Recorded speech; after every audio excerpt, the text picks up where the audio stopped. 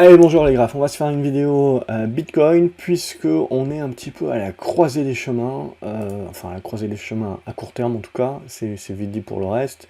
Je vais essayer de retrouver mes petits, voilà, hop. Donc qu'est-ce qu'on a? On a un Bitcoin qui fait un petit peu du surplace, on est dans la congestion, vous voyez, dans le triangle ascendant. Et donc, cassera pas. Donc ça va se jouer là.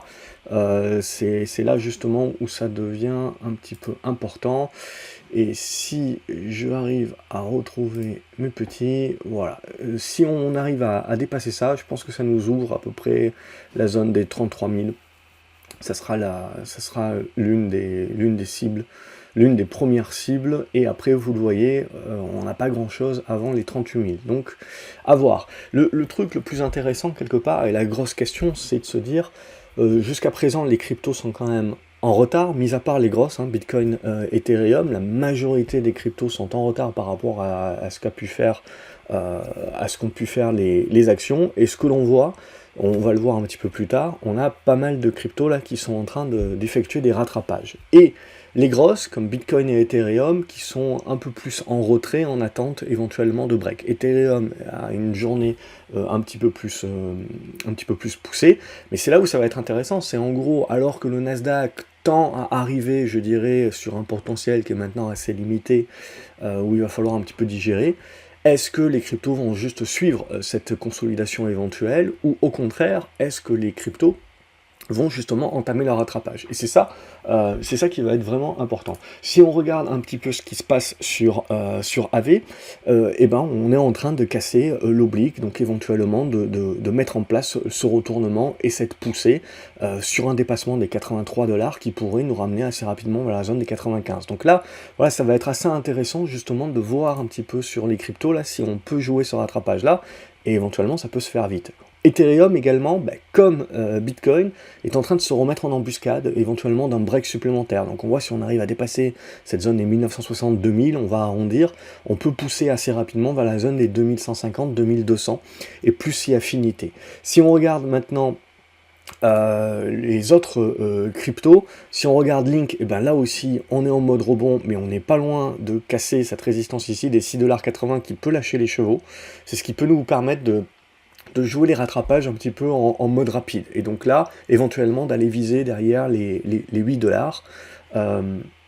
Donc on a toutes les cryptos qui sont en train de partir. Alors là, juste l'action Coinbase, on voit qu'elle est en train de partir en exponentiel. Donc, et si on revient un petit peu à nos cryptos, Cosmos un petit peu plus, donc Atom un peu plus en retrait, mais ce qui sera important, c'est d'essayer de dépasser les 10 $. Et là, ça peut éventuellement partir. Avalanche, également, on voit que sur ces valeurs-là, où qu'on avait un petit peu abandonné, on voit que éventuellement on est en train de revenir, et on voit que le débordement des 14,30 $ peut déclencher justement une espèce de volonté de revenir chercher quelque chose qui est plus construit avec une oblique. Donc si vous dépassez cette zone des 14,20 $, je pense qu'on peut essayer d'aller pousser jusqu'au 17. Donc voilà, l'idée ici, c'est de jouer un petit peu, je dirais, sur le momentum d'un petit peu du FOMO qu'on a sur les valeurs du Nasdaq et compagnie, et d'essayer de jouer ça en mode rattrapage. Et après, on avisera, mais on voit qu'on est... Voilà, ce que je vous avais dit toutes ces précédentes semaines, c'est que on avait surtout donc, les grosses Bitcoin, Ethereum qui tenaient vraiment bien, le reste était plutôt faible, et là, depuis la semaine dernière, on voit une nette amélioration, et là, ces derniers jours, clairement, on voit que les plus petites et les moins bonnes qualités repartent très bien. Donc ça, pour moi, ça montre l'ensemble de la force du marché dans son ensemble, et ça, pour moi, c'est là où ça se joue, finalement. C'est là où c'est beaucoup plus intéressant, parce que on a tout le monde qui suit un petit peu un momentum de marché, et donc en règle générale c'est beaucoup plus fort. Le Litecoin, même chose, donc on a eu la poussée, on a le pullback sur l'ancienne oblique, et on a la relance qui est en train de se mettre en place, toujours très propre. Neo, je vais arrêter de la suivre. Matic, même chose, donc on a une bonne poussée ici aujourd'hui, 12% quand même, qui nous fait revenir sur cette première résistance. Éventuellement on peut pousser un petit peu plus fort jusqu'à la zone des 90, voilà, mais là ça restera un petit peu bloquant, c'est-à-dire que pour l'instant, pour ces Pour ces cryptos-là, si vous voulez, c'est encore du rattrapage, c'est encore du rebond au prorata de la baisse. On ne peut pas encore parler de retournement, on n'a pas des configs en retournement. Par contre, regardez ce qui se passe sur le XRP. On avait la congestion qui était bien construite ici, on est revenu sur les zones de support, et puis là, pouf, alors il doit y avoir une news bien entendu, hein, vous me le direz en commentaire, mais on voit tout de suite 30% direct, et surtout, ce qui est le plus important, c'est qu'on break cette zone-là des 55 à 58 en zone résistance. Alors on peut ces prochaines journées probablement y revenir dessus pour reprendre appui, mais là clairement on a un signal sur le XRP que je trouve très intéressant et très fort. Solana également, on a un bon rebond qui est en train de se mettre en place, mais contrairement, vous l'avez vu à Matic, etc., où les configurations sont encore un petit peu immatures, donc plutôt en mode rebond, là sur Solana, c'est déjà en retournement. Donc on en avait déjà parlé la semaine dernière, on valide ça actuellement. C'est-à-dire au-dessus des 20 $, on valide le retournement. Il faudra s'attendre peut-être un petit peu à quelques tergiversations, mais là c'est très intéressant, on voit le domaine crypto est en retard comparé aux actions, mais ça commence vraiment à ressembler à ce qu'on a mis en place sur les actions du Nasdaq à partir du printemps. Donc on peut encore un petit peu tergiverser, mais quand on va finir par casser, hein, ça fait beaucoup de figures sont avec des tasses à vacances, etc.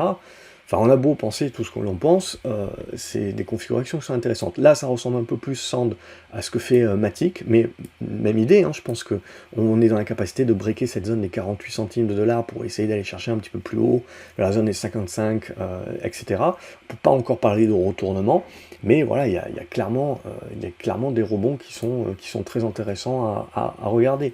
Si on regarde ça aussi, Cardano, c'est en mode rebond à ce stade-là, mais vous voyez, là, on a déjà breaké la zone de résistance des 30 centimes, donc éventuellement on peut pousser jusqu'à revenir sur l'ancien support qui jouera un rôle de résistance des 34, là aussi c'est plutôt en mode rebond, on ne peut pas encore parler de retournement, mais voilà, on y est. Moi ce qui me plaît globalement, c'est que vous avez la même chose sur Stellar, c'est, voilà, il y a de vrais retournements, vous voyez ça, c'était un bon retournement, alors dommage je ne l'ai pas suivi la semaine dernière, mais il y avait un très bon signal la semaine dernière. Vous avez le pullback qui s'effectue ici, et qui revalide la zone médiane de support. Et donc là, ben, clairement, je veux dire, on a des figures, si je trace ça un petit peu à l'arrache, on a clairement des figures de congestion, et si ça casse, là, vous voyez, cette zone des 11 centimes, 12 centimes, ça peut aller très vite, revenir sur la zone des 14 à 15 centimes de dollars. Il y a des bons mouvements. Et typiquement, vous voyez, ces configurations-là, c'est ce qu'on a eu, pareil, sur des valeurs les plus spéculatives. Donc, on voit le monde des cryptos fait son rattrapage assez rapidement par rapport à ce qu'a pu faire le Nasdaq, et notamment les valeurs de moins bonne qualité.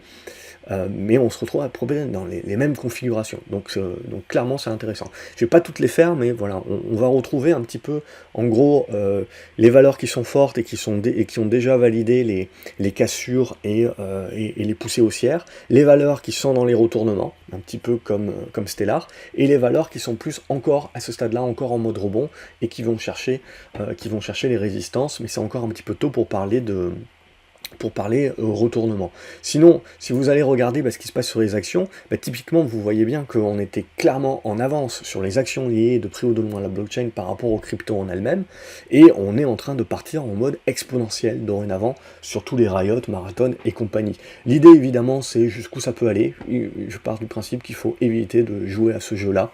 On ne sait pas, c'est la spéculation, ça monte en ligne droite, donc on ne sait pas exactement jusqu'où ça peut aller. Si ça a envie, on le voit sur Riot, de revenir chercher les 23 $, ça peut, bien entendu, ça va rester volatile, vous pouvez toujours avoir des consolidations intermédiaires de 2, 3, 4 $, évidemment, qui peuvent se faire assez rapidement aussi. La difficulté de gérer ces valeurs-là, c'est clairement la volatilité, donc on est obligé d'adapter la taille de position pour éviter que les émotions jouent un rôle trop prépondérant et qu'on ait envie de rentrer et sortir en permanence.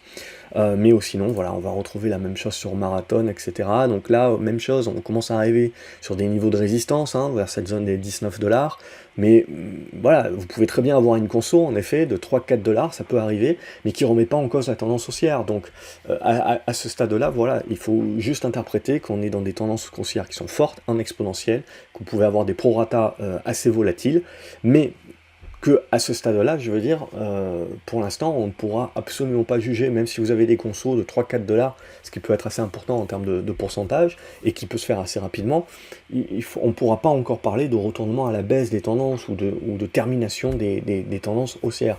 C'est vraiment ça aussi qui est très important de bien comprendre, c'est qu'à un moment donné ou un autre, il va bien falloir corriger un petit peu ces hausses expo, mais sans pour autant remettre en cause, je pense, les tendances haussières qui, à ce moment-là, se digéreront et se mettront à construire.